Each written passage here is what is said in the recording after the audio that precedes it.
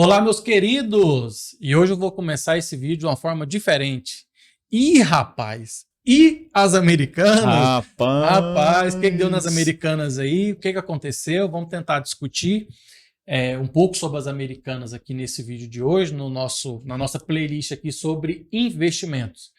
A primeira informação que eu quero dar para vocês aqui é que ontem as americanas soltou para o mercado, né, para todo mundo, para a imprensa, um documento chamado fato relevante.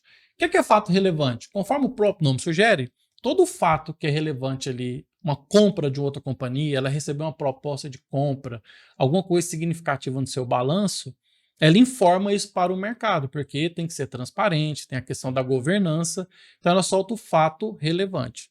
Só que o fato de ontem foi muitíssimo relevante, porque ela soltou uma informação que não fica muito claro também, mas na prática fala que não está reconhecido 20 bilhões de reais que não estão reconhecidos no balanço dela como dívida.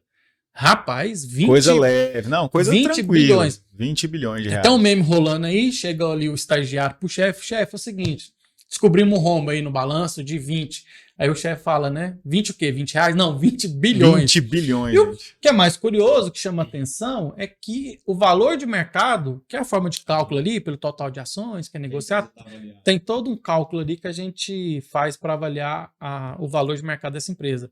Ela está avaliada ali, arredondando para 11 bilhões, 10,9, se eu não me engano. 11 bilhões. Hugo, rapaz, 20 bilhões. Primeiro, gostaria de agradecer, agora sim, vamos falar do vídeo. Dados os avisos paroquiais. Dados os avisos paroquiais. É o seguinte, bem-vindo ao canal aí novamente, muito obrigado, nosso assessor, CFP, aquele Rzinho de registrado. Hugo, muito obrigado pela parceria aí no ano 2022, a gente começou a playlist. Feliz ano novo! Feliz ano novo! Feliz 2023, né? Começou tranquilo o ano, as eleições foram tranquilas. Foram de boas, não teve confusão, nada, não teve invasão, não teve Depois protesto. teve uma invasãozinha tranquila ali nas quatro, três poderes, tranquilo. O ano tá leve. Se tratando de Brasil, uma vez nós brincou num episódio aqui sobre inflação, né? Que nós dava aula de inflação para os Estados Unidos. Então tem coisa que a gente dá aula mesmo. Tem coisa que a gente é referência, né? Hugo, é o seguinte, você investe em americanas? Cara, não na minha carteira pessoal, não. E a questão maior é que eu não curto muito, particularmente falando, né? O setor varejista. Então, dois setores ali que são bem complicados. É o setor varejista e de companhias aéreas, né? De transportes aéreos. Por quê? No primeiro trimelique que tem na economia, no primeiro resquício de recessão, as primeiras que vão sofrer bastante é o segmento varejista e de linhas aéreas, né? Então, é um setor muito volátil, é um setor muito cíclico. Quando a economia está bem pulsante, está indo bem, cresce, tem um crescimento muito rápido, mas na medida que cresce também, ela se descontrola e vai abaixo. É o que a gente viu com Magazine Luiza, é o que a gente viu com Via Varejo. Americanas também, antes mesmo desse fato relevante. Já tinha uma queda de quase? Já acumulava uma queda, né, no período de 2022 ali. Então, todos no patamar ali entre 30% e 60% de queda num período, né? Assim como... lá Bitcoin. Lá Bitcoin, né? Então, a gente até brincava, né? É o novo Bitcoin? Novo Bitcoin. Então... são setores assim que a gente tem que ter um pouco de cuidado ao se investir. Eu, particularmente, falando enquanto investidor, tá? É um setor que não costumo colocar na minha carteira. Tem clientes meus que gostam, tem clientes que a gente faz esses disclaimers e que vão lá e que fazem operações ali swing trade mais curtas, né? Ok, tranquilo, faz parte do jogo, mas na minha carteira buy and hold, ali para a gente seguir, eu não coloco, não. Muito bem. Só abrindo um parênteses sobre companhia aérea, você pode reparar aí. Você não tem uma companhia aérea de preferência. Você manda pesquisar lá e onde é mais barato você compra. Ou seja, você não tem aquela identificação com a companhia aérea e além dela sofrer todos esses problemas aí que é cíclico e tal. É o seguinte, vamos tentar aprofundar um pouco da Via Varejo. Vou pedir para o nosso... das americanas, pedir para a nossa produção compartilhar a tela. E é o seguinte, você pode ver que aqui no balanço divulgado, esse balanço aqui, outra informação relevante, a cada 3 meses o mercado tem que saber o que está acontecendo com as empresas de companhia aberta. Então a cada 3 meses você tem as demonstrações financeiras. Patrimônio líquido conforme até o próprio nome sugere também, eu gosto dessa expressão, é tudo que é de capital próprio da empresa. Então, ali está o capital social que a empresa começou a trabalhar, tem ações de tesouraria, as reservas legais, reservas de capital e prejuízos caso for acumulado, né? Então, e os lucros já estão nas suas devidas reservas. Então, ela aportou aqui um patrimônio líquido de 14 bilhões. Então, veja, se ela... A grande discussão é essa dívida vai ser reconhecida e vai ter um jargão aqui, e isso vai apurar aqui como no patrimônio líquido, então vai ficar negativo aqui, Sim. Pode vir até uma quebra da própria Americanas. Isso é uma especulação, porque o fato relevante não dá mais informações sobre isso. Um outro fato relevante, que de fato aí é o que apresenta no seu passivo aqui, nas suas obrigações, ó, olha só que aqui tem fornecedores de 5 bilhões. Então, o que acontece na prática, né?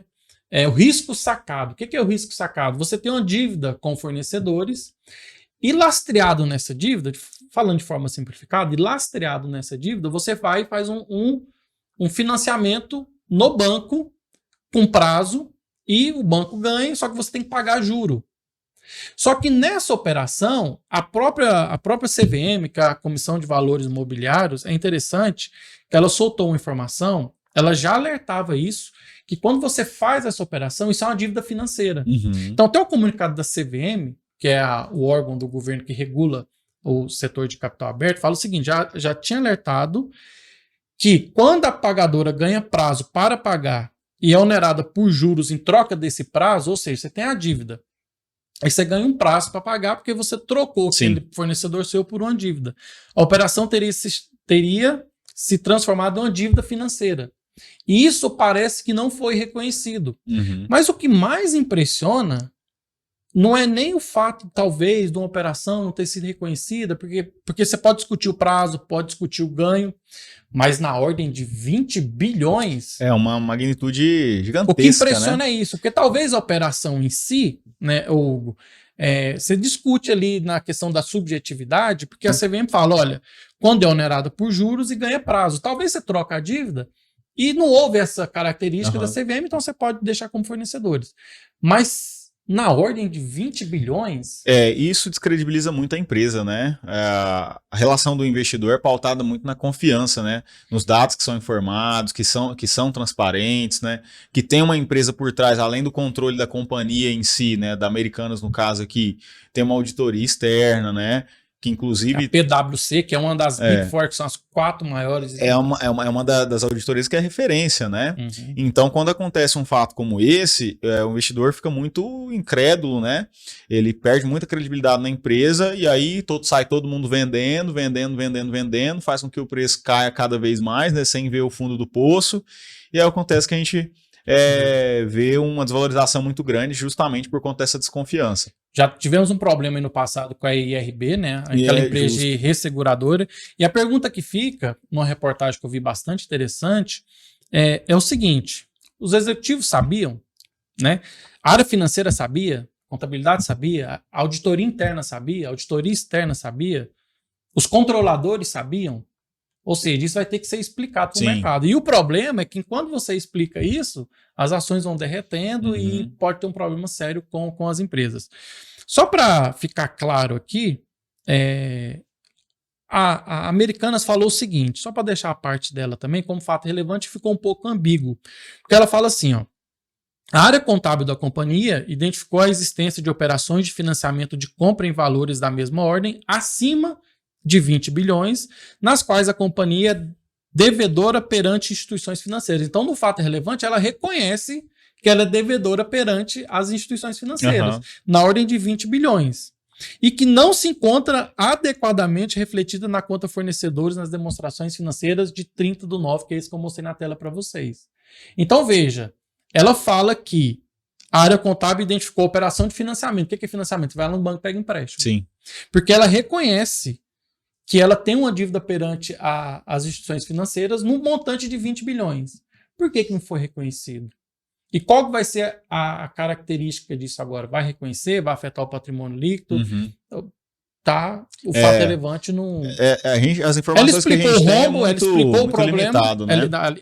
Ele explicitou o problema. Deixou claro, levou isso a público, mas as medidas que serão tomadas ainda não estão claras, né? Até porque a gente está gravando hoje na quinta-feira, né? Dia 12, saiu ontem à noite. Né? Então a única coisa que a gente tem de informação é esse fato relevante e alguns comunicados, mas nada com efetividade. Então a gente precisa aguardar. O CFO caiu, o real, né? Saiu, ele saiu, não caiu. Saiu, acordo. Um acordo. Enfim, então fica aí um problema que tivemos de governança, né? No mínimo houve problema de governança ali da empresa.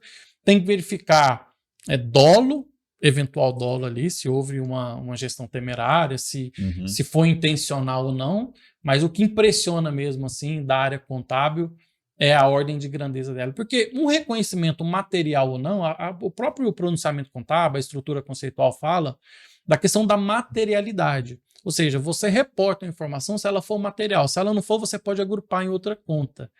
Só que 20 bilhões em qualquer companhia do Brasil é muito material. O dobro do valor de mercado o dobro do valor de mercado. Então, assim, eu acho que vamos ter até mais vídeos em relação... Vamos acompanhar esse caso de perto. Vamos acompanhar esse caso de perto e a gente vai ter que acompanhar as americanas. Você, enquanto investidor, ainda bem que foi num setor que a gente já não investe, porque eu também, na minha carteira pessoal, não tenho varejo nem companhia aérea, pelos mesmos motivos do Hugo aqui. Falamos da Via Varejo. Falamos. Desculpa, gente, eu tô com Via Varejo na cabeça. A gente vai falar também de Via Varejo em breve. Vai falar da Via Varejo em breve. Falamos da Americana. Qual que é o ticker dela? Agora é AMER3, né? Foi lá atrás, era LAME3, né? Depois mudou AMER3. Você falou um negócio interessante agora ali, que os 20 bilhões é dos chocolates. É verdade. Tem um meme também, né? Circulando na internet aí. Os 20 bilhões foram anos aí de chocolates que o pessoal rouba, né? Dos bis, dos Kit Kat da vida lá e descobriram agora o rombo. Hugo, muito obrigado. 2023 a gente vai discutir muito. Estamos aqui nos 12 primeiros dias. Houveram diversas coisas no Brasil nesses 12 dias. Mas conforme as coisas for acontecendo, na próxima a gente vai aprofundar na carteira, os rendimentos, a rentabilidade, quais são as estratégias para 2023. Inclusive, talvez já tenha então um cenário mais desenhado a respeito de âncora fiscal, a respeito de política já fiscal, se vai ter superávit, enfim, meta de inflação, que a gente define os investimentos. Feliz 2023 para todo mundo. Não se esqueça aí de se inscrever no canal, curtir esse vídeo, compartilhar e até os próximos vídeos. Mais.